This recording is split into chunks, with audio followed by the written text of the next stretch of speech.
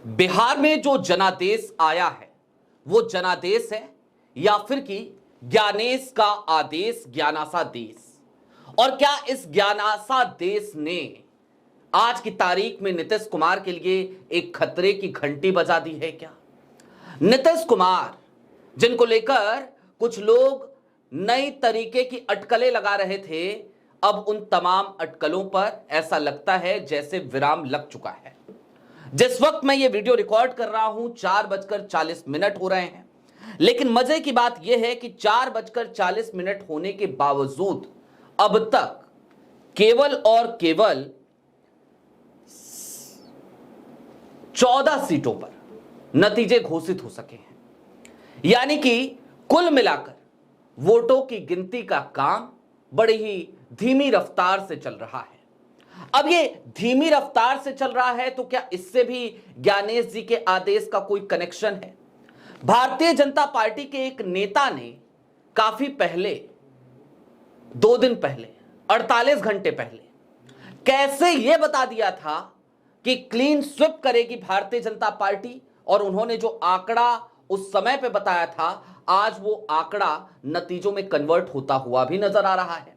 और इन सब के बीच सवाल यह भी कि आज की तारीख में राजद और कांग्रेस, इन दोनों के लोग, इन दोनों के इकोसिस्टम से जुड़े हुए लोग कैसे एक दूसरे के ऊपर लाठी और थप्पड़ लेकर भिड़ पड़े हैं।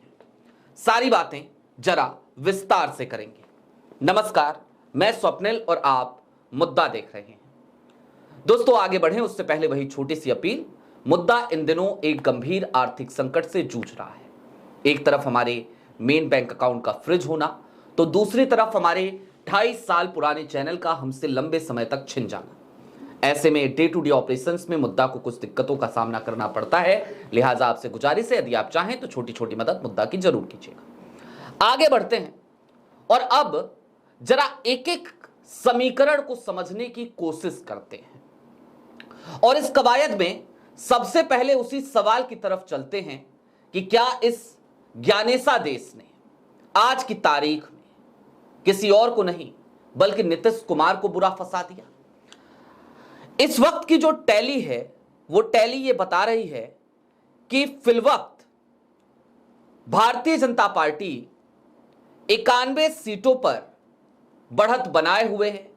और बढ़त क्या बनाए हुए है, इनमें से 7 सीटों पर वो जीत चुकी है। जनता दल यूनाइटेड 83 सीटों पर बढ़त बनाए हुए है, जिनमें से 6 सीटें वो जीत चुकी है। अब अगर आप दूसरी तरफ देखें महागठबंधन की तरफ, तो वहां पर कुल मिलाकर महागठबंधन फिलवक्त 35 सीटों पर लीड कर रहा है, जिसमें से कि 27 सीटें आरजेडी के खाते में है, 4 सीटें कांग्रेस के खाते में। और अब ये रुझान है, आरजेडी सिर्फ 1 सीट ऐसी है जो अभी तक जीत सकी है। अब इस ज्ञानेशा देश ने कैसे फंसाया है नीतीश कुमार को, कौन सी खतरे की घंटी बजाई है? नीतीश कुमार की स्टाइल ऑफ पॉलिटिक्स, और उस स्टाइल ऑफ पॉलिटिक्स के कदरदान बहुत सारे लोग हैं। इस बार भी बिहार चुनाव के नतीजे आने से पहले यह अटकलें लगाई जाने लगी कि भाई नीतीश कुमार का मन बदलने लगा है क्या, नीतीश कुमार पलट जाएंगे क्या। लेकिन आज की तारीख में आया हुआ यह नतीजा नीतीश कुमार को इधर से उधर जाने की इजाजत नहीं देगा। क्यों नहीं देगा?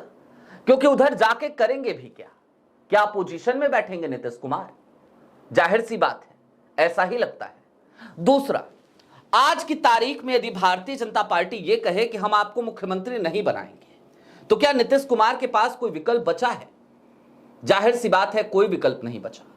यदि प्रधानमंत्री नरेंद्र मोदी ये कहें कि चलिए एक काम करते हैं, आपको सम्मानजनक रिटायरमेंट देते हैं, आप एक काम कीजिए, आप बिहार से निकलिए, दिल्ली आ जाइए, और दिल्ली में कोई टुटपुजिया सा मंत्रालय नीतीश कुमार को थमा दिया जाए, तो भी नीतीश कुमार कुछ खास कर नहीं पाएंगे।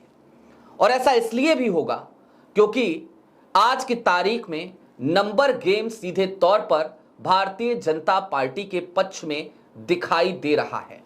नीतीश कुमार भले ही आज 40 सीटों से ज्यादा पिछले चुनाव के मुकाबले जीतते हुए नजर आ रहे हैं, लेकिन उसके बावजूद भी नीतीश कुमार के लिए ये कोई अच्छी खबर नहीं है, उनके लिए खतरे की घंटी ही इसे कहा जा सकता है। दूसरी तरफ अब जरा इसको भी समझिए कि ये हम क्यों कह रहे हैं जनादेश है या फिर कि ज्ञानेश जी का आदेश। आपके स्क्रीन पर एक ट्वीट है, ये ट्वीट किसी और का नहीं, यशवंत सिन्हा साहब का ट्वीट है। भारतीय जनता पार्टी के बड़े नेताओं में इनका नाम शामिल होता रहा। 48 घंटे पहले, या फिर सीधे तौर पे कहा जाए तो 48 से भी ज्यादा हो गए, 11 नवंबर की रात में इन्होंने ट्वीट किया और इन्होंने कहा उस दिन कि भाई ये जो एग्जिट पोल वगैरह है ना, ये एग्जिट पोल बिल्कुल गलत है, बकवास है, और ऐसा इसलिए क्योंकि मेरा जो सर्वे है उसमें उन्होंने 200 का आंकड़ा दे दिया। आज की तारीख में देखिए टैली वहीं जा रही है। तो आखिरकार यशवंत सिन्हा जी ने इतनी सटीक भविष्यवाणी कैसे कर दी थी? कोई इनसाइड इंफॉर्मेशन था क्या यशवंत सिन्हा के पास? यह भी एक बड़ा सवाल है। जाहिर सी बात है, ब्यूरोक्रेट रहे हैं, भारतीय जनता पार्टी से जुड़े भी रहे हैं, सूत्र भी होंगे, सोर्सेज भी होंगे, तो क्या उनको पहले से पता था क्या स्क्रिप्ट लिखी गई है? कौन सा आदेश ज्ञानेश जी ने लिख डाला है कि यही आदेश है और यही उस दिन जनादेश में परिवर्तित हो जाएगा? इसीलिए लिखा क्या यशवंत सिन्हा जी ने? यह एक बड़ा सवाल है। दूसरी तरफ दोस्तों, अब जरा आरजेडी और कांग्रेस की भी आपसी समझ को खंगालने की, टटोलने की कोशिश कीजिए। आज एक तरफ आरजेडी के लोग वो कांग्रेस को दोष दे रहे हैं, कांग्रेस के लोग आरजेडी को दोष दे रहे हैं। एक दूसरे के ऊपर आरोप प्रत्यारोप का दौर शुरू हो चुका है। नतीजे अभी आ ही रहे हैं, रुझान अभी आ ही रहे हैं, अभी रुझानों की तरफ ही हैं हम। सवाल यह भी है कि भाई इतना धीमी काउंटिंग क्यों हो रही है आरजेडी? और जब धीमी काउंटिंग हो रही है तो वो आरजेडी जो कल तक ये कह रही थी कि लाठी डंडा लेकर तैयार रहिए, ढोल नगारे लेकर तैयार थी, जो आरजेडी जो बार बार तेजस्वी यादव अधिकारियों को धमका रहे थे, धमकी दे रहे थे, आज सुबह से शांत हैं, चुप हैं। क्या आरजेडी, क्या कांग्रेस, सबके नेता चुप हैं। पूर्व प्रदेश अध्यक्ष कांग्रेस के अखिलेश सिंह, उनसे पूछा गया, मीडिया वालों ने पूछ लिया कि भाई एक बात बताइए क्या हो गया, ये नतीजे कैसे आ गए? तो उन्होंने कहा कि एक काम कीजिए, हमसे मत पूछिए, अल्लाह वारू से पूछिए और दूसरा संजय यादव से पूछिए आरजेडी के, बाकी बात होगी कांग्रेस में। लेकिन सवाल यह है कि क्या अब यही एक तरीका और तरीकेकार विपक्ष के पास बचा है क्या? पहले साथ में मिलकर चुनाव लड़ते हुए नजर आओ और उसके बाद हार का ठीकरा एक दूसरे के ऊपर फोड़ने लग जाओ। आत्ममंथन मत करो, यह मत सोचो कि क्या हुआ, कैसे हुआ, क्यों हुआ। चलो ठीक है, हम मान लेते हैं कि यह ज्ञानेश जी का आदेश है, लेकिन उस आदेश को रोकने के लिए आप क्या कर रहे हैं? राहुल गांधी बार बार प्रेस कॉन्फ्रेंसेस करते हैं, लेकिन क्या प्रेस कॉन्फ्रेंसेस मात्र से काम चल जाएगा? सतत निगरानी की बात बार बार आरजेडी करती है, क्या आज की तारीख में आरजेडी वाकई में सतत निगरानी कर रही है? अगर सतत रूप से आज काउंटिंग के दिन आरजेडी निगरानी कर रही होती तो मैं फिर कह रहा हूं, ऐसा हो ही नहीं सकता कि 4:40 हो जाएं और अभी तक 4:40 तक महज 14 सीटों के नतीजे आए हों। यह कैसे संभव है? और कई सीटें तो ऐसी हैं जहां पर हद ही हो रखी है, 3 बजे, 3:30 बज गए, उसके बावजूद कहीं 7वें राउंड की काउंटिंग, कहीं 8वें राउंड की काउंटिंग। हमने ये स्थिति भी आज के चुनाव में देखा और ये बिल्कुल अलग तरीके का पैटर्न दिखा पिछले चुनावों से। अब तक के चुनाव में ऐसा नहीं होता था। भाई सुबह से लेकर 8 बजे से काउंटिंग शुरू है, 8 बजे से लेकर 3:30 बजे तक। ये कैसे संभव है? प्रैक्टिकल कैसे है? प्रैक्टिकली तो ये हो ही नहीं सकता। यानी कि काउंटिंग की स्पीड कम की गई है। अगर कम की गई है तो उसके पीछे मंशा क्या है? और वो एक कहावत है ना कि दूध का जला छाछ भी फूक फूक के पीता है।